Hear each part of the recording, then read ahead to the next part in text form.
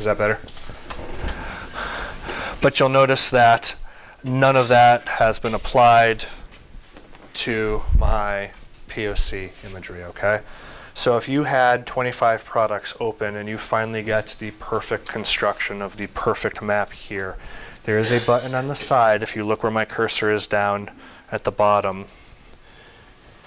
that says Synchronized Compatible Product Views.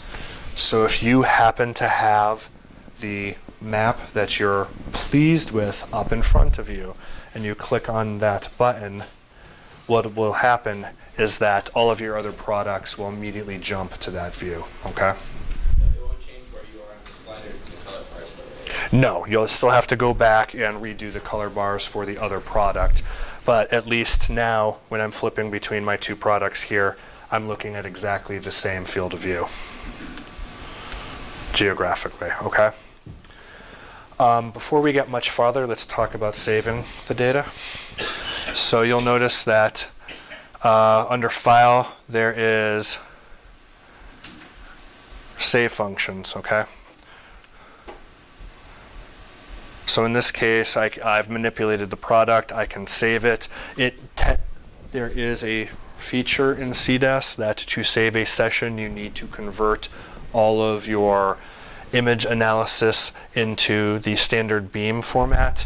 But once you do that, you create a session file so that if you go home for the day, come back in a week, go on vacation, whatever, you can reopen your session. And in practice, what it means is that everything, all the work you've done to then will pop back up so that you can continue.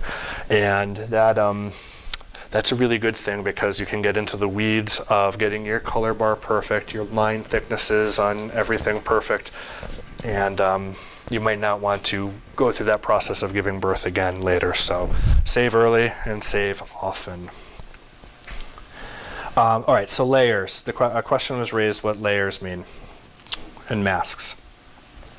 So if you go to the layer menu down here, it should eventually just pop up like this. At its fundamental level, again, a layer is just pieces of imagery laid on top of each other. So when we first opened this file, we had just the chlorophyll image. Then we added a layer of the land mask. Then we added another layer of the coastline. Then we added another layer of the grid lines, okay? So it is really just the process of putting other kinds of imagery on top of each other. The layer manager basically allows you to turn things on and off. So if I don't want my chlorophyll layer anymore, I can deselect it. If I don't want my land mask on anymore, I can deselect it. We haven't talked about what the different masks are yet. The graticule is a fancy word for grid line, but the layer manager is what enables you to basically turn the things that you've turned on and off, okay? It also presents an opportunity to edit the properties. So this question came up. If you have interest and you don't like your grid spacing, you don't like your line style, you use the layer manager to start editing the properties of the different things that you care about. So in this case, you'll notice I have the graticule highlighted. And over here on the side is an edit menu. And once I'm in there, now I can start modifying the labels, the line thicknesses, the spacing, whatever you have interest in. So if I want my step size to be I can't reach the bottom.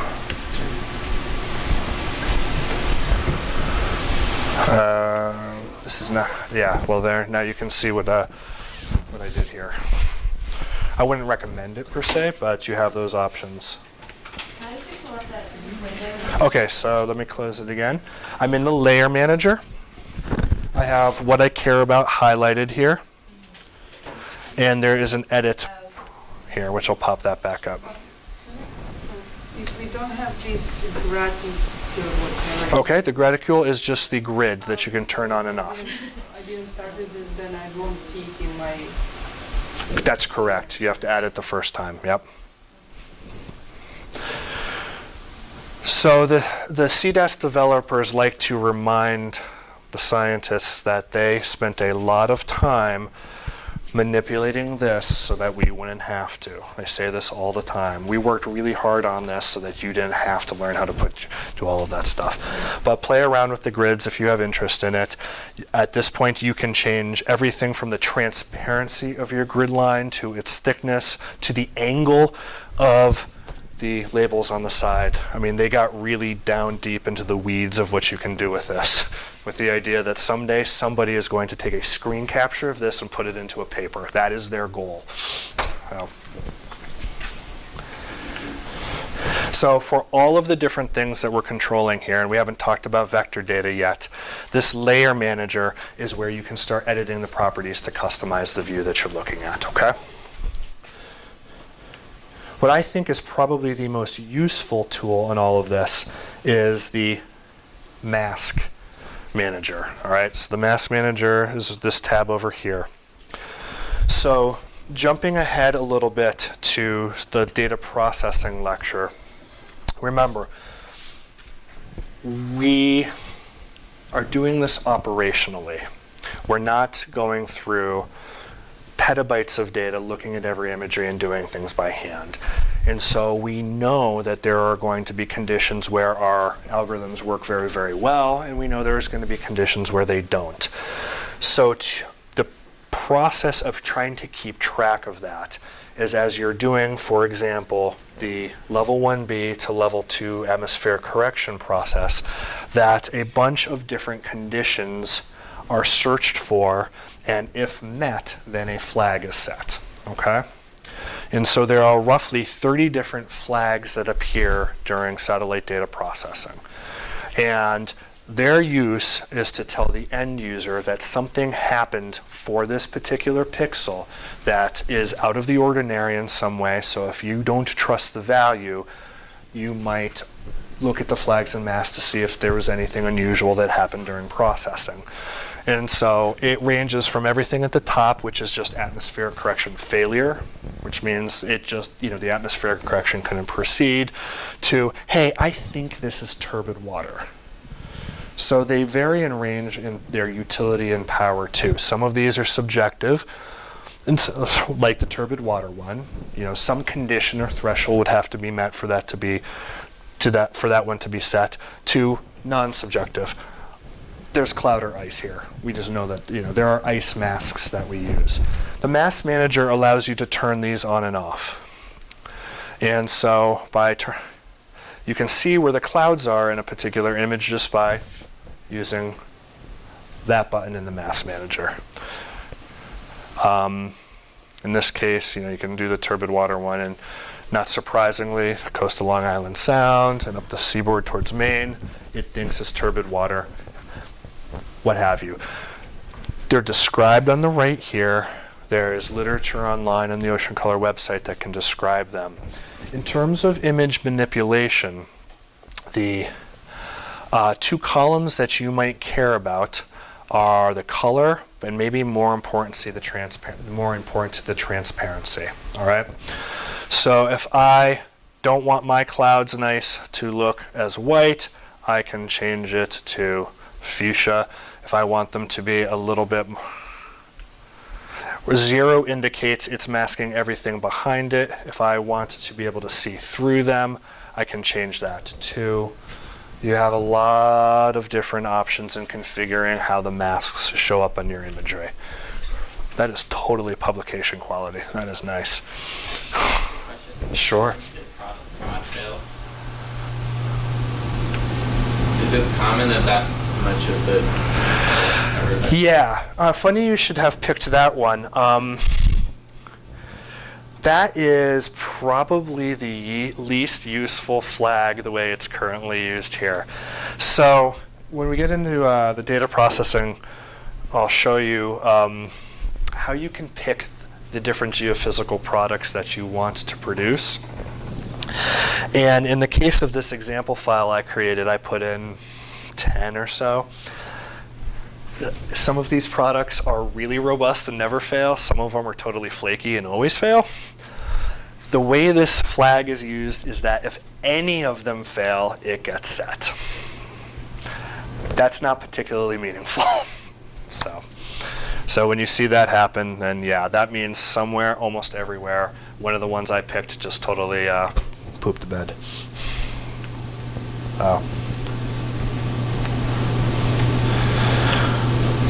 What is probably more powerful in this manager is, hold on, let me move this down.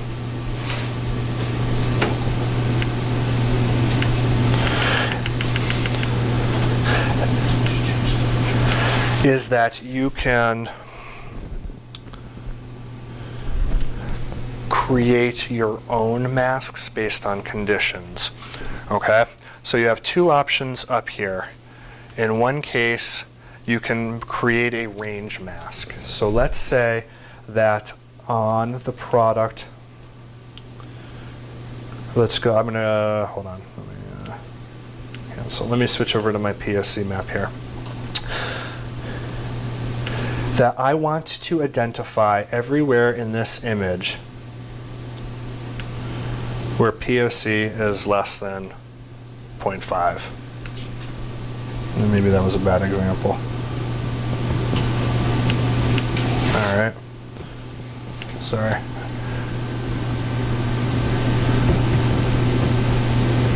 Did it show up?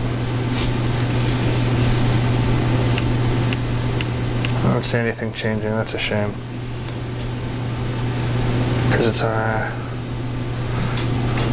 yeah, PSC is way too high. Sorry, I'm used to doing this in chlorophyll. So I am going to delete that. There's a trash can here if you don't like the mask that you made. And so let's find out where POC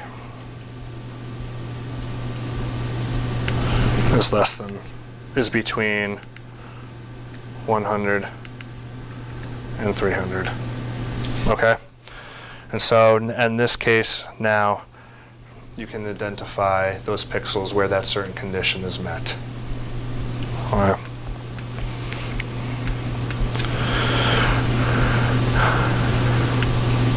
You can also create expressions if you use the function of x up here.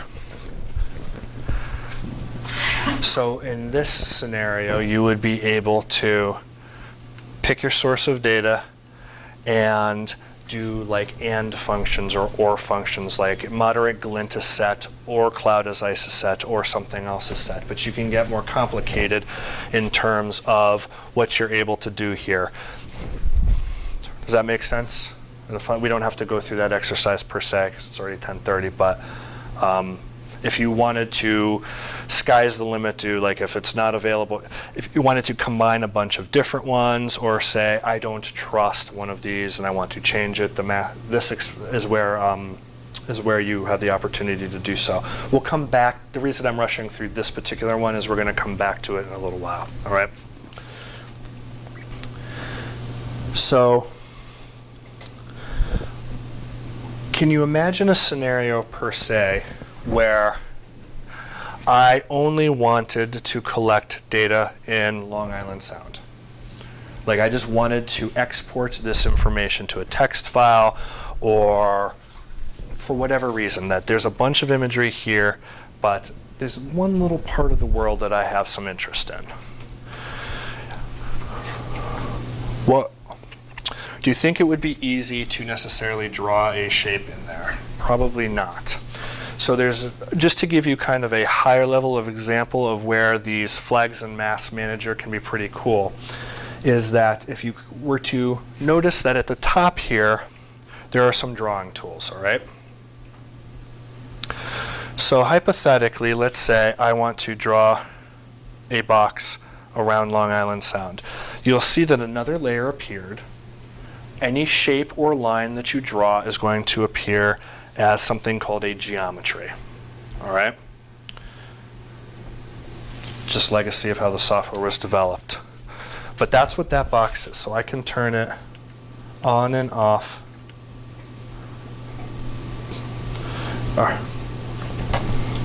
Let's turn everything else off. You can see the box turning on and off there, all right? If I were to export all of the information underneath this box, what I would be getting is all of the land information plus all of Long Island Sound. Now, I don't want to go in necessarily and free-form draw what's going on in there, but what I can do is turn my box on. I can turn my water mask on, and if I highlight both of them, you'll notice that, I'm sorry, backing up, you'll notice that there are some options here. This one in particular is the intersection one, which means now I've highlighted two different masks that I care about. If I find the intersection of those two,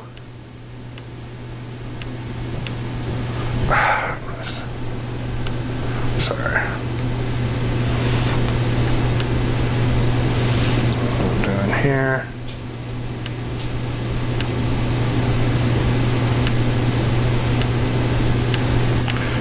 Is the intersection of those two is now just the area that's both inside the box and in the water.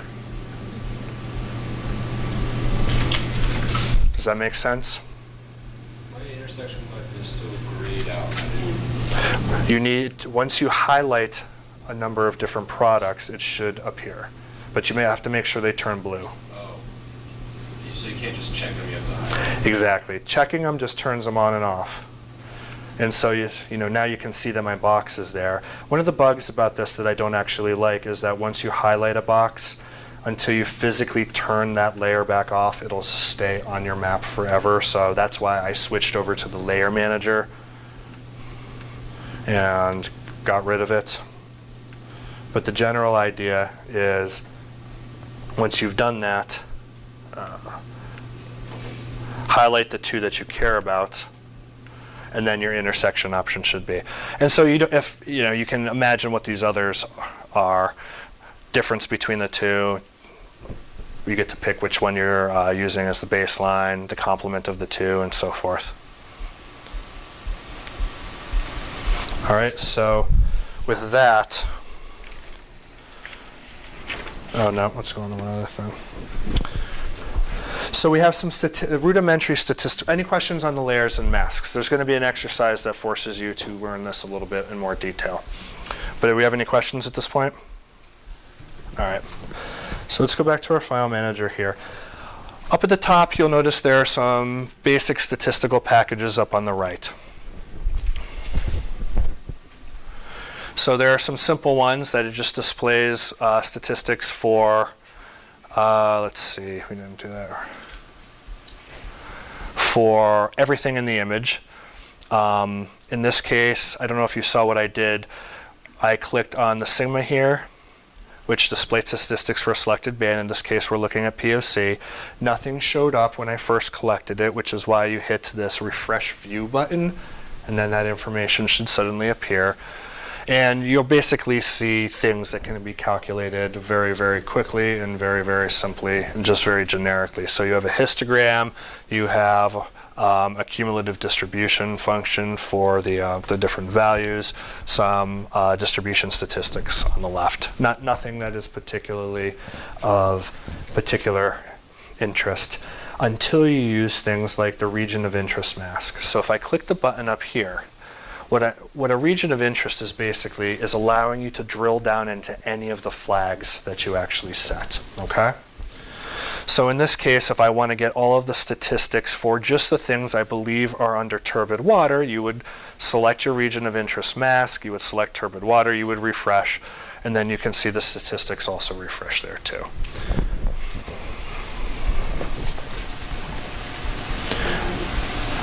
To be frank, I don't know how many people actually use the statistics menu, other than just to get some high-level idea of what's going on.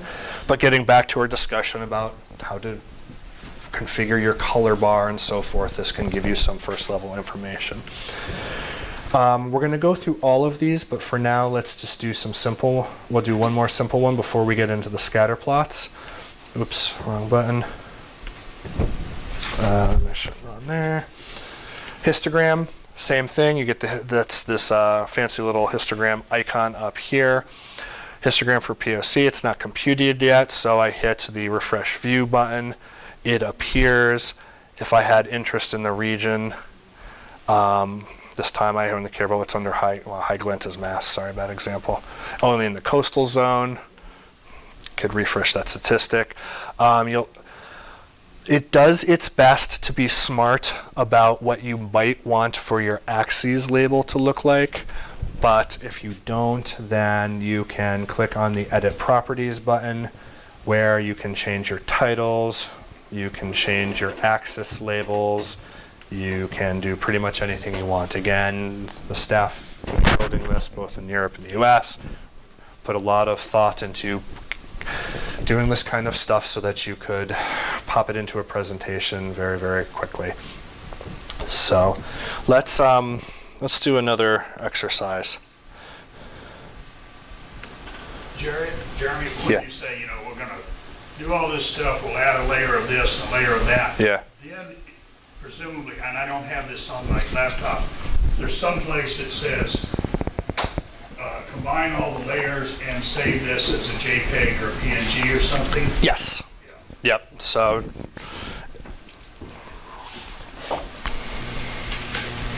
let me get rid of it. And we hadn't talked about that yet, but you can save and export at almost any time that you want to. So if you, for whatever reason, you thought this was the perfect image, honestly, it is a right-click, export image. You can choose whatever file you want, and it will basically, whatever you've added to that image in terms of layer and mask, whatever you see there is what's going to get exported. Yeah.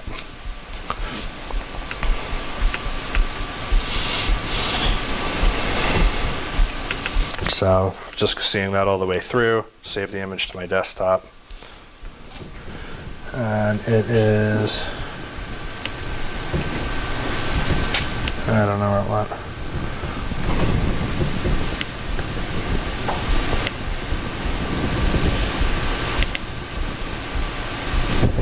And so there it is. What was created, the image that I just created. Jeremy, Yes. two things. Yep. So, how do you delete one of these geometries you create? Okay, sure. So back into your, you can do this in your layer manager. Let's do it in the mask manager here. So if I highlight my geometry here, you see what I'm doing? There's a trash can. I know, you do want to remove it from your view or remove it entirely, like you just don't want that box ever again? Like I've made several. Okay, trash can. Do you really want to delete it? Because this will kill the mask that I made, but it doesn't matter. So that's all there is to it. So I know we're whipping through a bunch of stuff here, but given that the reality is that to use this, you would have to go home and play around with it a lot. Some of it is intentional not to go through everything because there is inevitably going to be a process of, I don't know how to do something, let's figure it out. And honestly, I just click a crap load of buttons until it does what I want it to do. So, but there are usually trash cans around. A right click usually lets you do all of that stuff as well too. So. And the other question Yep. is that I noticed for your PowerPoint, your saved image is very nice. It's neatly reprojected, but then here it's kind of warped, like compressed into. Yeah, two reasons for that. One,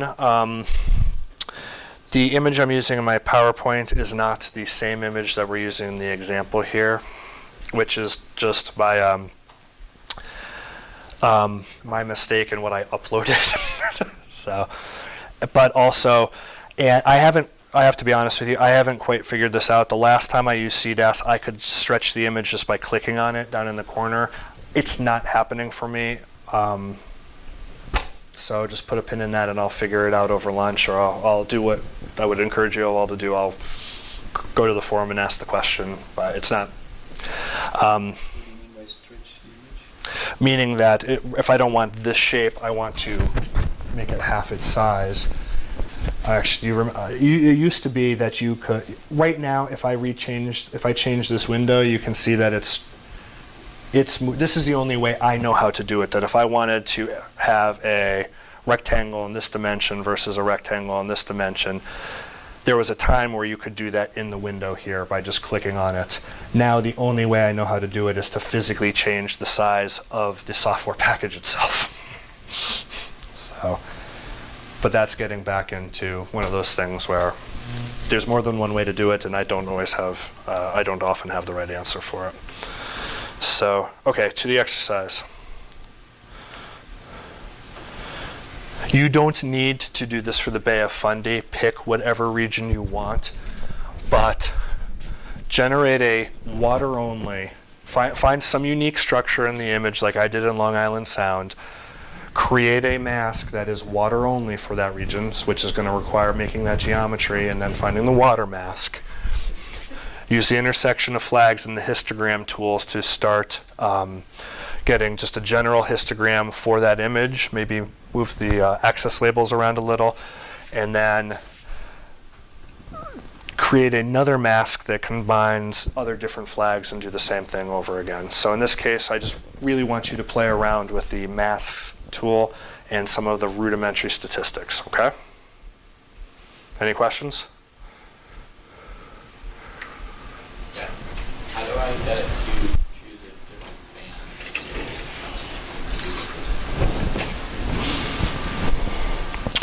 Which package is that? It will only be for whatever you're highlighting. So in this case, I have chlorophyll up, and if I hit the statistics button, it's going to do the statistics for chlorophyll.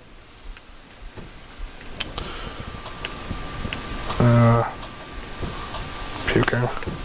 If you switch to the POC, or you have to have it loaded, basically. Yeah, I'm in chlorophyll.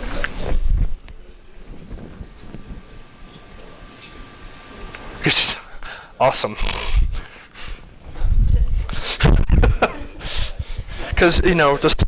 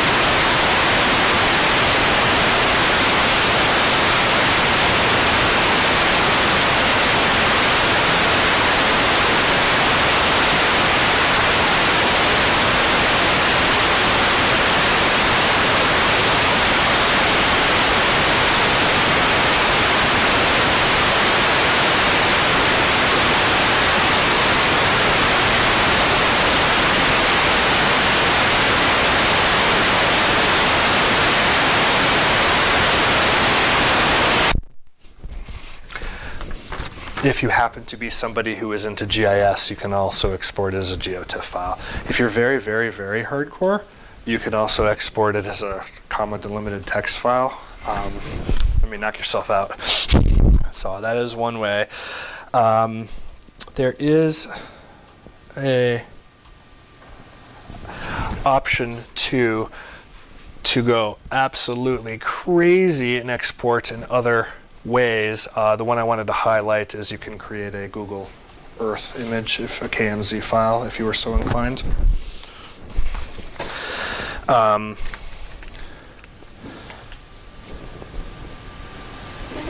You might also notice that if you, I'm still on my geometry tool, that if you're anywhere in the image with your cursor, if you right click, a number of different export image options come up. So the image itself, you can export pixels underneath any of the masks that you choose from. So think back to my Long Island Sound example. If I want, in that case, maybe having a comma delimiter text file wouldn't be so bad. So I can export them that way. Once we get into how do you put a transect line on this, you can export just that information. You can also export your color bar. And if you've done enough work to get the perfect color bar for your neck of the woods, you have the range perfectly, you have the colors sorted exactly how you want, you can not only save the color bar itself as what they call a CPD file, but you can also create an image as well. In this case, you have lots of different choices in terms of how your data are scaled, the number of decimal places you want to appear. In this case, this is what it's going to look like with the default settings. But if I wanted to say something, I wanted to spell out the word chlorf, you can make that change. If you don't like your log scaling there, you can change to manually entering points. So in this case, I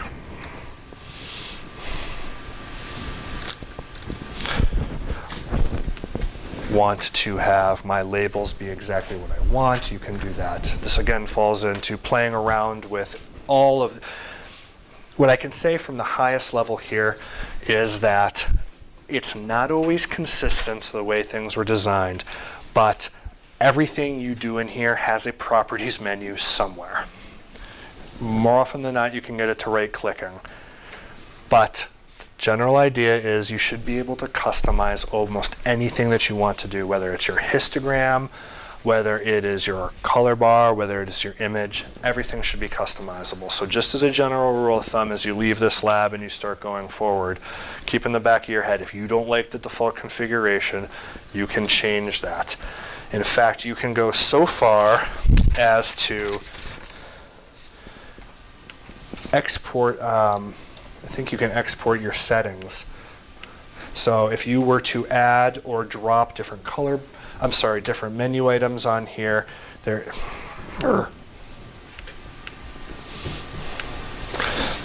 you can actually save your preferences.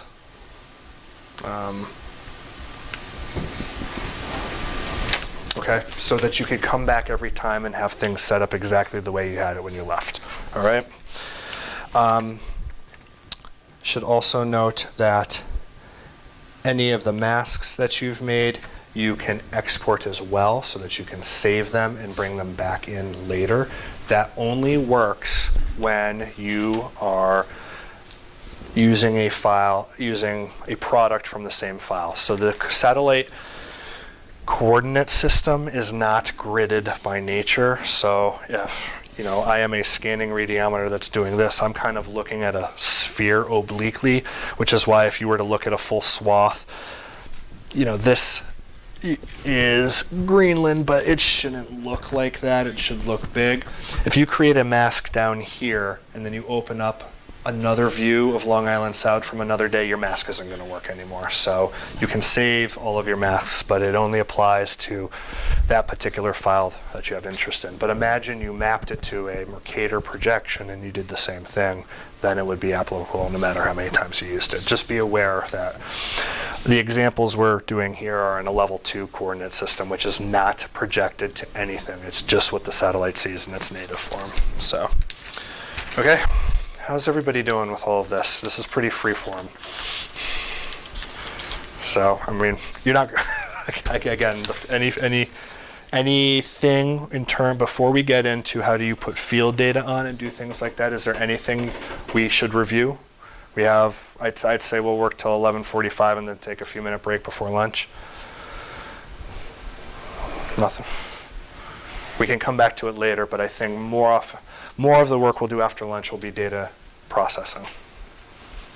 Okay, so be it. So, Yes. when I do my overlay, I zoom in some part of the image and I do I want to reset the closures and concentration for this part, but Yep. it's so dark. I mean, I cannot make it because Oh. of the water mask. Or Nope, so go to your layers. And then if you unclick, go under masks. And then you can turn your geometry on and off, and that should make that box disappear. No, you didn't. Oh, for Pete's sake. Okay. On the Mac, it works. So, okay. And just think, you're going to be on the water tomorrow. How good is that going to feel? No.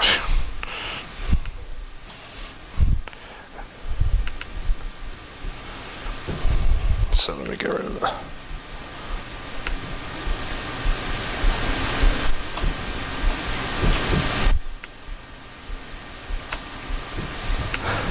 Do the same thing under vector data. So if you go to your layer manager and then you go under vector data, you should be able to turn that geometry on and off. That work better? So, okay. So let's go in to a couple of the other data analysis tools we have here.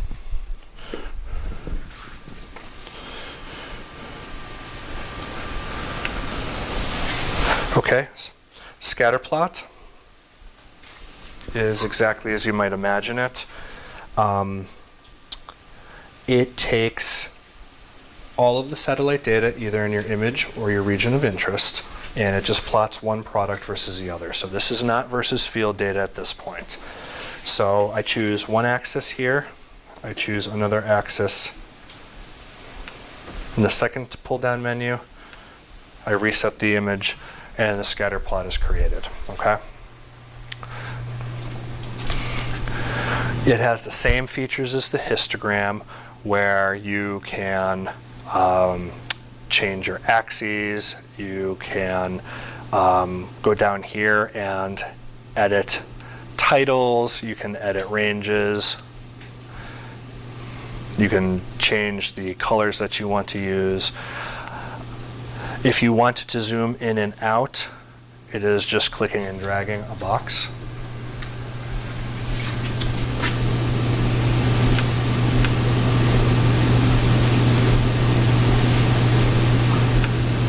You can do that by hand.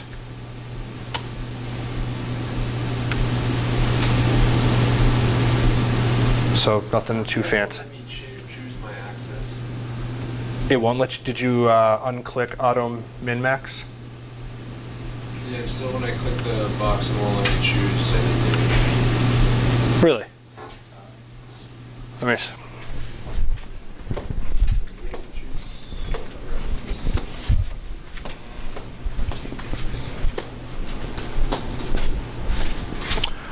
Oh, you need to refresh your image first. So it's not letting you pick anything there in the pull down? That's unfortunate. Do I need to have certain mask highlighted or anything? So No, I've got, no, not at all. No, try it again. So, and if you do your pull down here, there's nothing showing up. Okay, so close that again. Go to your file manager. All right, ADG is there. The POC is there too. Is that? Well, it shouldn't have anything to do with your masks. Oh, No. this one is. Okay. Well, 441. yeah.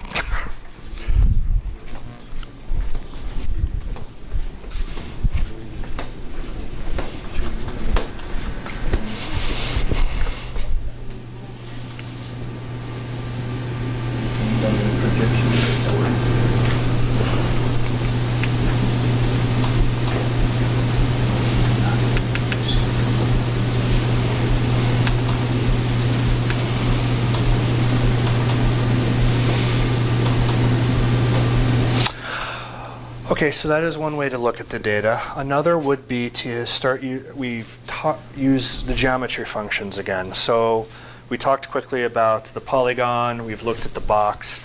Let's say, for example, you had interest in creating a profile plot.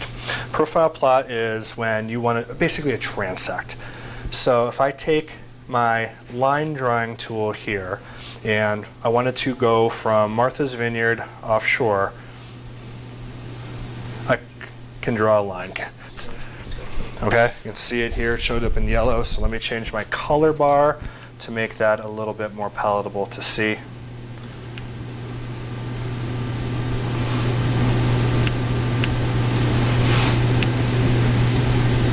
Wow, I really,